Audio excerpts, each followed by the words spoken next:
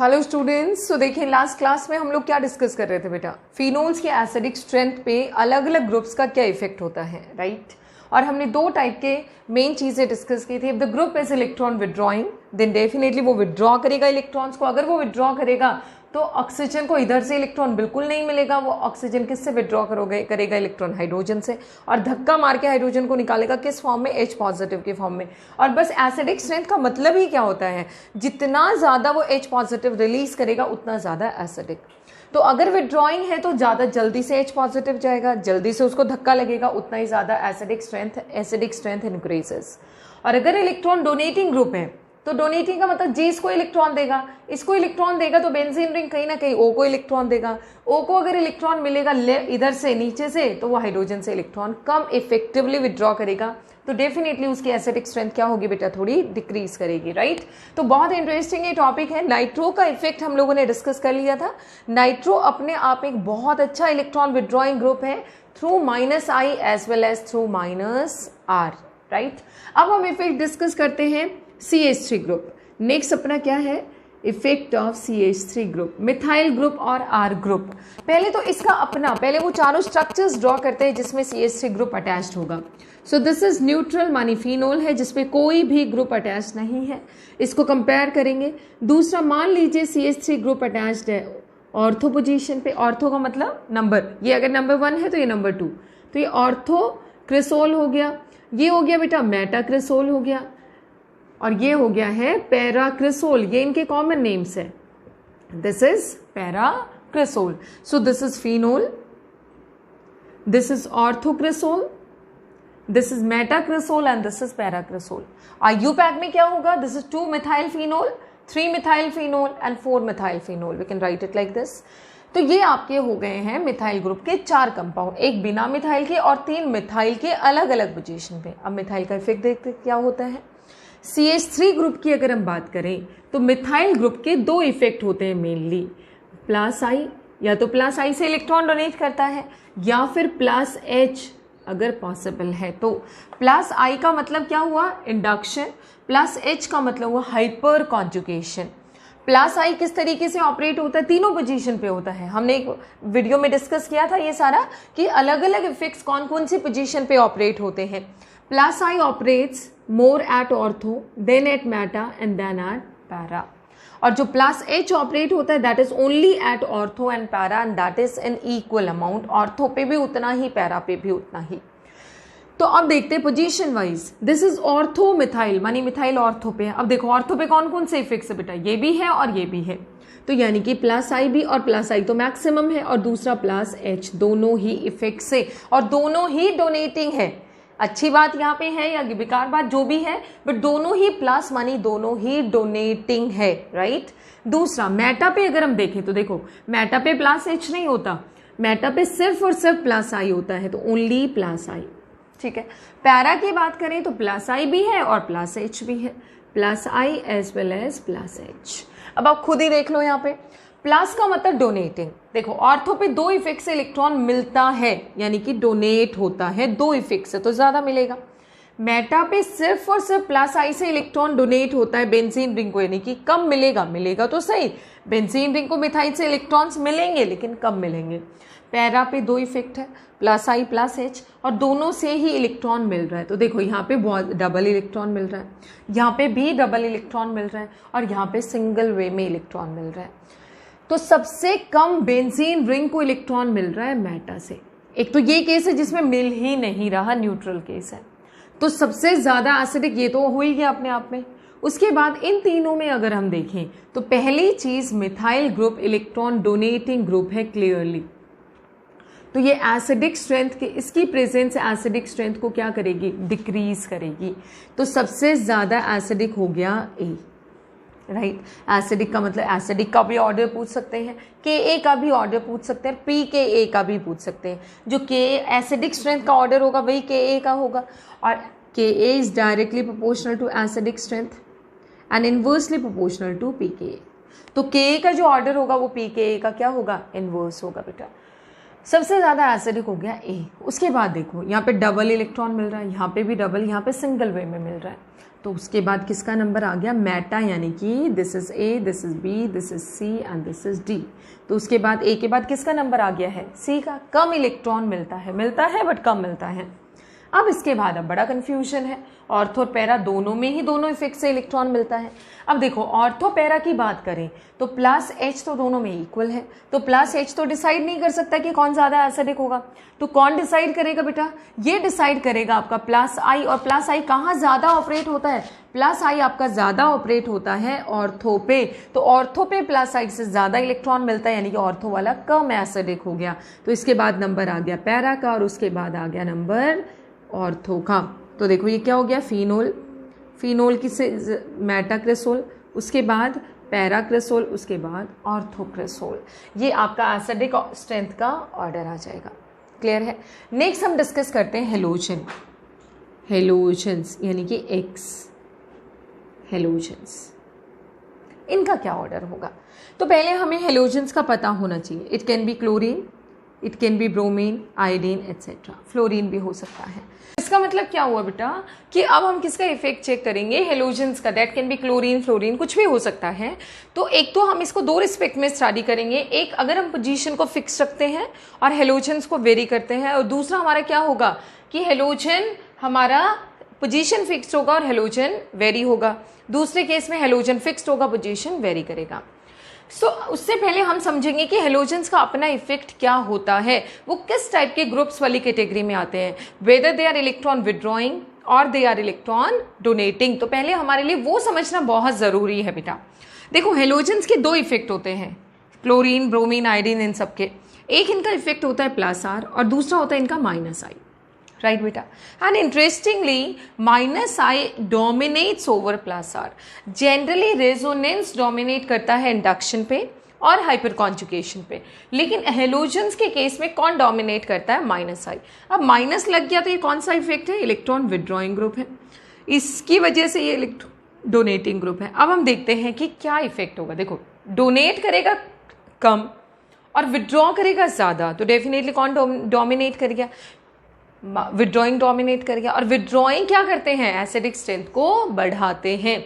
तो अगर हम बात करें हेलोजन्स की, halogens increases acidic strength of phenols, कि फिनोल्स की एसिडिक स्ट्रेंथ को ये क्या करेंगे बेटा, बढ़ाएंगे। और उसको बढ़ाने का रीजन क्या है, because there minus I dominates over plus R, यानी कि विड्रॉल जो इफेक्ट है वो डोमिनेट करेगा डोनेशन से, इसलिए एसिडिक स्ट्रेंथ बढ़ेगी। अब हम इसको दो तरीके से स्टडी करते हैं। वो क्या है दो तरीके, एक बार हम पोजीशन चेंज करते हैं, हेलोजन्स को फिक्स रखते हैं, राइट। जैसे ऑर्थो, मेटा, पैरा, ये वाली पोजीशन। अब यहाँ पे ज़्यादा डोमिनेट करता है माइनस आई और रूल भी करेगा माइनस आई, राइट बेटा। तो अगर हम करें, ये है आपका phenol, this is phenol, right. Phenol के रिस्पेक्ट में देखो ऑर्थो क्लोरोफिनोल ले लेते हैं हम लोग। फिनोल में ऑर्थो पे लग गया क्लोरीन, फिर उसके बाद आ गया मेटा क्लोरोफिनोल, मेटा पे क्लोरीन, और उसके बाद आ गया पैरा क्लोरोफिनोल, पैरा पोजीशन पे क्लोरीन। इफेक्ट्स देख लेते हैं as usual.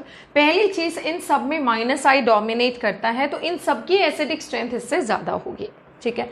So this is A, this is B, this is C, this is D. तो पहली चीज इनमें सबसे कम एसिडिक स्ट्रेंथ है ए की, क्योंकि इन सब में कौन सा इफेक्ट डोमिनेट कर रहा है, विड्रॉइंग डोमिनेट कर रहा है। वो ऑर्थो पे सीएल है, तो सीएल के दो इफेक्ट्स हैं, एक है माइनस आई ऑर्थो पे सबसे ज्यादा, उसके बाद मेटा, उसके बाद पैरा। एक होता है minus R ortho is equals to para, दोनों क्या होते हैं बेटा, इक्वल होते हैं। तो अगर हम देखें इस केस में, देखो बी अगर हम बात करें, इस पे ऑर्थो पे कौन कौन सा इफेक्ट लग रहा है, resonance plus R, not minus R, plus R भी लग रहा है और माइनस आई भी लग रहा है। मेटा पे only and only minus I, para पे minus I as well as plus R. और डोमिनेट कौन करता है, कौन रूल करेगा, माइनस आई रूल्स। और माइनस आई क्या करेगा, एसिडिक स्ट्रेंथ को बढ़ाएगा। माइनस आई सबसे ज्यादा किस पे होता है, ऑर्थो पे, उसके बाद मेटा पे, उसके बाद पैरा पे। तो सबसे ज्यादा हो गया ऑर्थो यानी कि बी, उसके बाद मेटा यानी कि सी, उसके बाद पैरा यानी कि डी, और लास्ट में कौन आ गया बेटा, A. So this is ortho halo, this is meta halo and this is para halo greater than phenol. ये हुआ पहला केस।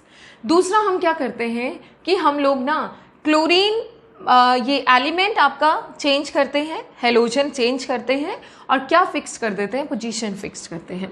जैसे हेलोजन है आपका ये वाला बेटा OH, ऑर्थो पे रखा क्लोरो, ऑर्थो पे हमने रखा ब्रोमो और ऑर्थो पे हमने रखा आइडो, ठीक है। और एक केस में ऑर्थो पे हमने रखा फ्लोरो। देखो पोजीशन फिक्स्ड है, सिर्फ हेलोजन चेंज किया है। अब इस केस में क्या होगा कि फ्लोरीन के केस में इंट्रामॉलिक्यूलर हाइड्रोजन बॉन्डिंग हो जाएगी।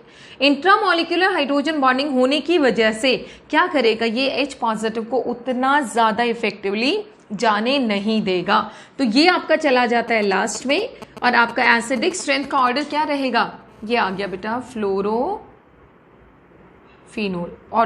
फ्लोरोफिनोल फिनोल। तो देखो -I +R, -I +R, -I +R and -I +R, right.